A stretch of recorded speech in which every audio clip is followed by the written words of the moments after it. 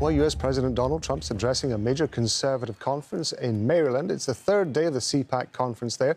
Trump's delivering closing remarks. Let's listen in. That's true. Now Franklin Graham's angry at me. You know that. Franklin wrote me a letter. He said, I love your speeches. I love them so much. But they'd be better if you would never use foul language. And I told him, I said, Franklin, you know, Franklin Graham's a great guy, by the way, does a great job. The son of the great Billy Graham, right? But I said to Franklin, you know, sometimes you need it for emphasis. And he said, no, they'd be even better if you wouldn't use any bad language. That's not really a terrible word, you know? But that's a much more appropriate word, a better. What word would I use to describe? What word could I use? It's, and we have to be truthful, too, so you know. All countries are now taking their illegal aliens back, even those that stated strongly, we will never take them back. Don't ever send them to us. But they said that during the Biden administration. They never said it during my administration. Venezuela's taking them back. Colombia's taking them back. Remember, Colombia said, we will not take them back, he said. And within about 13 minutes, I think, we would love to take them back. In fact, we will send our planes to pick them up. Remember? And they said, what happened? What happened? And you see these Venezuelan planes loaded up with some real nice people. You wouldn't have wanted to be the pilot on any of those planes. But they know we're not playing games, and just this week I officially designated bloodthirsty cartels and murderous gangs as foreign terrorist organizations, something which Biden didn't want to do and nobody wanted to do. It's true. The full might and power of the federal government will now be dedicated to eradicating MS-13, Tren de Aragua. That's the Venezuelan prison gangs. These are very nice fellows. The only thing good about them is they make our criminals look like nice people. It's true. Remember when they used to say, people that come in from foreign countries are nice people. These are wonderful people. These are good people. They're not murderers. They're not terrible. These people make us look like babies, okay? You know the Hells Angels? They're among the nicest people on earth when you compare them to these thugs. And the Hells Angels actually love our country, if you can believe that. They actually do. But their members and their leaders in the United States will be hunted down. I'm talking about MS-13. They're hunting them down. We removed tens of thousands, MS-13, Tren de Aragua, rooted out, arrested, and expelled from our soil like the savage monsters that they are. We don't have anybody coming up from Argentina. Nobody's coming up from Argentina to facilitate the mass removal of criminal aliens. I also issued an executive order to make available the full capacity and detention. We're going to use Guantanamo Bay. We have a detention facility that's actually massive. Nobody even knew it existed. Holds thousands of prisoners. We never used it.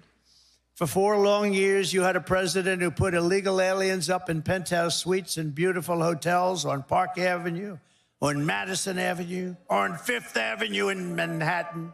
Now you have a president who is stamping their ticket to Gitmo on a one-way trip back to the places from which they came. Wonderful places.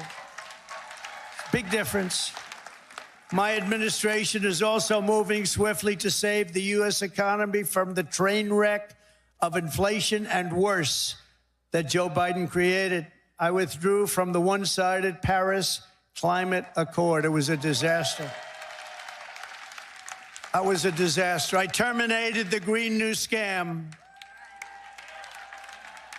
One of the greatest hoaxes ever played on this country is the Green New Scam. We spent trillions of dollars on this nonsense, and just a total hoax. It really set back our country, I want to tell you, monetarily and every other way. And I canceled Joe Biden's insane electric vehicle mandate where everybody has to have an electric. And if you want an electric car, get an electric car. If you want a gasoline-powered car, if you want to have a hybrid, you get it. The only thing you can't do is a hydrogen-powered car. You know why? They said it really works great, but when it doesn't work, you never find the body. That's a bad sign. You know, when it doesn't work, they found the body on a tree about 250 yards up the road. It's seriously bad. So we'll leave hydrogen out of it for a little while, I think, or maybe permanently. I'd say permanently. To crush inflation by slashing spending, I imposed an immediate federal hiring freeze, a federal regulation freeze, and a foreign aid freeze. We're given to countries that hate us. We're giving billions and billions of dollars to countries that hate us. And I signed an order creating the Department of Government Efficiency. You probably haven't heard of it, which is now waging war on government waste, fraud, and abuse. And Elon is doing a great job. He's doing a great job.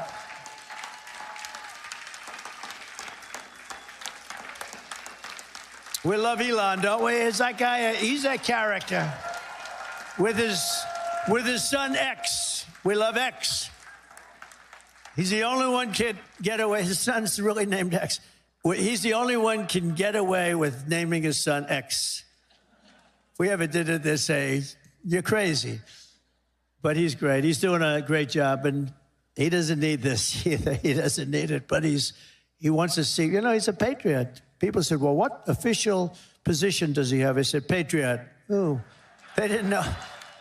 They said, that was good. He's a patriot. Here are some of the flagrant scams that, as an example, they've spent money on and we've been able to recapture for a large dose of it at least. $520 million for a consultant to, think of that, $520 million. $520 million. You know, when I hire consultants and they just take advantage of me, it's a horrible thing to watch. And I give them $25,000. I feel I'm overpaying. These guys got $520 million. Environmental, social, governance, and investments in Africa. $25 million to promote biodiversity, conservation, and socially responsible behavior in Colombia. This is Colombia, South America, not Columbia University. Of course, that might be worse, actually, based on their actions. $40 million to improve the social and economic inclusion of sedentary migrants. Nobody knows where. Who are they? Where do they come from? Just sedentary migrants. Nobody even knows what a sedentary migrant is. If they were sedentary, they wouldn't be a migrant, right? They wouldn't move. No, they wouldn't move. They'd stay in the same place. Right, Doug? $42 million for social and behavior change in Uganda. $10 million for Mozambique medical male circumcisions. Why are we going to Mozambique to do circumcisions? It's a lot of money. $14 million for improving public procurement in Serbia. Here's a beauty. $486 million to a consortium of elections and political process strengthening ideas, of which $22 million goes to inclusive and participatory political process in Moldova. $29 million goes to strengthen the political landscape and help them out so that they can vote for a radical left communist in Bangladesh. You had to see who they supported. You wouldn't believe, yeah, you would believe it. Nobody in this room would be in that group. $20 million for fiscal federalism and $19 million for biodiversity in Nepal. $47 million for improving learning outcomes in Asia. $18 million for helping India with its elections. Why the hell? Why don't we just go to all paper ballots? Let them help us with their elections, right? Voter ID. Wouldn't that be nice? We're giving money to India for elections. They don't need money. They take advantage of us pretty good. One of the highest tariff nations in the world. We try and sell something, they have a 200% tariff, and then we're giving them a lot of money to help them with their election. $32 million for the Prague Civil Society Center. $14 million for social cohesion in Liberia, $9.7 million to develop a cohort Cambodian youth with enterprise-driven skills. Think of that. Millions of dollars for sex change operations in Guatemala, $20 million for Sesame Street in Iraq. They put on a little play on the street. $20 million. You could do it on Broadway and have $19 million left over. No, it's a scam. They get kickbacks and all sorts of things. It's a scam. Who ever heard of it? Think of it, $20 million Sesame Street, a play. We're also uncovering outrageous incompetence and fraud in the Social Security. We have, look, let's assume that people, generally speaking, in our case, and everybody in this room, we're going to all live way over 100, but this is a little ridiculous because